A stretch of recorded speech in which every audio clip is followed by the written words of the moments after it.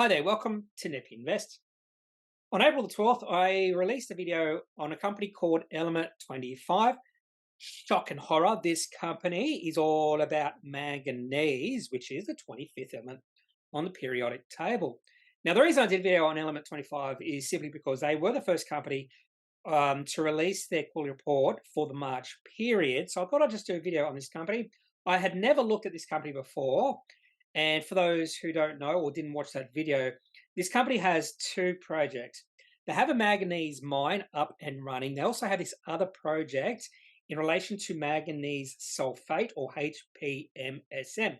And during the video that I did release on April the 12th, I mentioned that I wasn't quite sure about how much this project was going to cost and all this other stuff.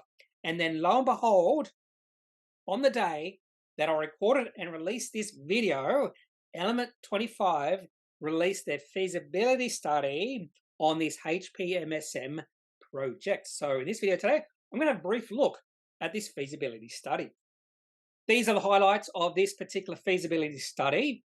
And I will not call myself an expert in feasibility study. So I do understand a lot of assumptions are being made because you are talking about the future. Not only are you talking about the future, you are talking about the long term. And one of the biggest assumptions is when it comes to discount rates. And I'll talk about that assumption in the next few slides. But these are pretty nice numbers.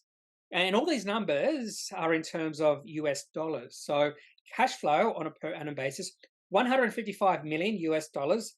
That's at full production, which is 2 trains. Net present value at full production using a discount rate of 8%. Whether that's conservative or not, maybe an argument. I'd say 8% is maybe too high.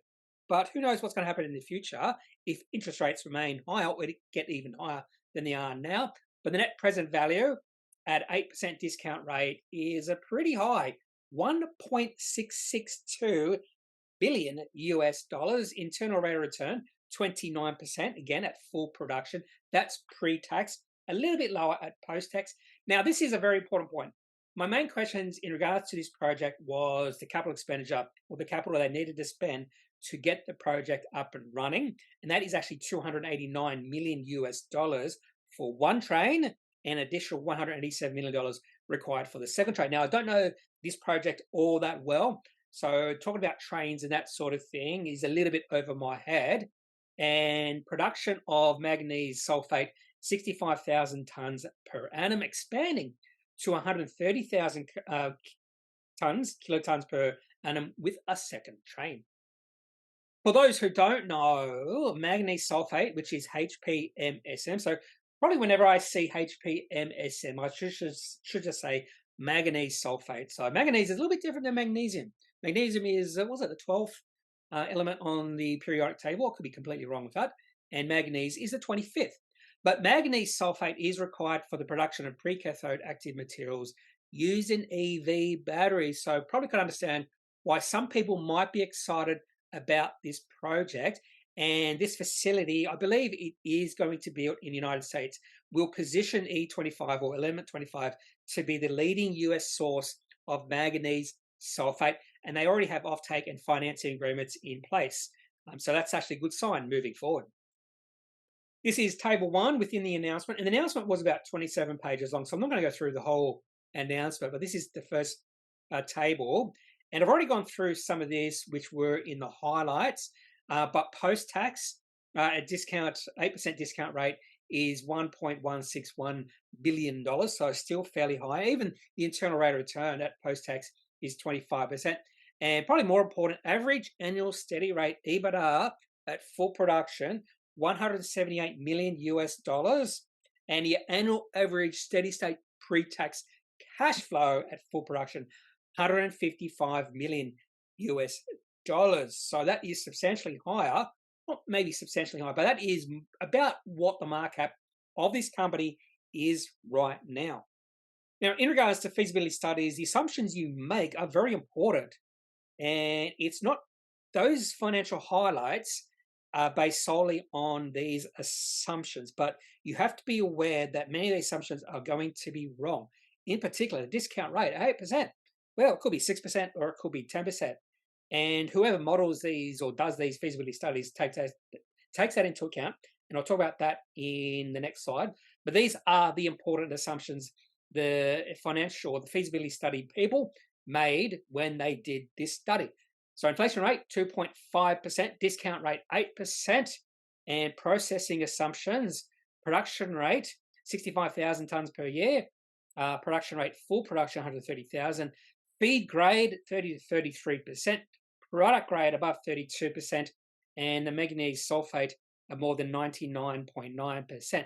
But what the feasibility study people have to do is to just adjust some of these assumptions slightly just to see what different numbers they come up with, because we are talking about the future, and the future is not going to be exactly what these assumptions assume.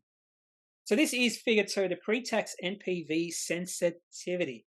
And this is sort of adjusting those assumptions a little bit. And by far, the biggest effect on the net present value of this project is the discount rate. And it has a significant effect, in fact. So if they applied a 6% discount rate, the net present value would have been 2.3 billion. With a discount rate of 10%, the net present value would have been only 1.2 billion. And then the second biggest effect on the net present value is manganese prices. So they adjusted that by 10% either way, and that does have a significant effect, $317 million. And then capital expenditure, or OPEX, 10% each way, that has a smaller effect. And then down we go all the way down to labor, which has a very small effect. And then the manganese ore recovery rate has an almost negligible effect on the net present value. The other thing I was interested to see was how long before this project is commissioned or starts producing cash flow for the company. So this is the project development schedule. Now, I think companies, management should be a little bit conservative when they develop these schedules, because I've seen time and time again that more than likely these schedules are never met. Something bad happens along the way, and something's delayed, and commissioning, which is in the second quarter of year 3, is delayed by maybe a year or even 2 years. So they do expect the first train, so there are 2 trains, the first train to be commissioned in the second quarter or by the second quarter of year 3, and then the second train to be commissioned by the 4th quarter of year 5. So we still have a few years to go before everything is up and running. In fact, I think it might have been in this particular announcement, they did have a photo, or maybe it was another presentation. They did have a photo of where they're going to put the facility, and it's just land now. So they've got to start from the beginning, from scratch. That's all I have for this update to Element 25. They have released their feasibility study to the manganese sulphate project. A little bit more clarity. That's the main thing I wanted to see, because I was unsure about a lot of things in regards to this project. Capital expenditure, how much they'd have to spend to get the project up and running. Timelines, would we have to wait 1 year, 5 years, 100 years before this project gets up and running as well? So a little bit more clarity, and that's always a good thing, because actually with clarity, risk is actually decreased. So if you have any questions about this feasibility study or Element 25, love to hear it. So leave your thoughts in the comment section of this video. Otherwise, I am not a financial advisor. If you do need financial advice, make sure you seek out someone who is qualified and can speak to your own financial needs. That's it for this video. Have a good day. Bye.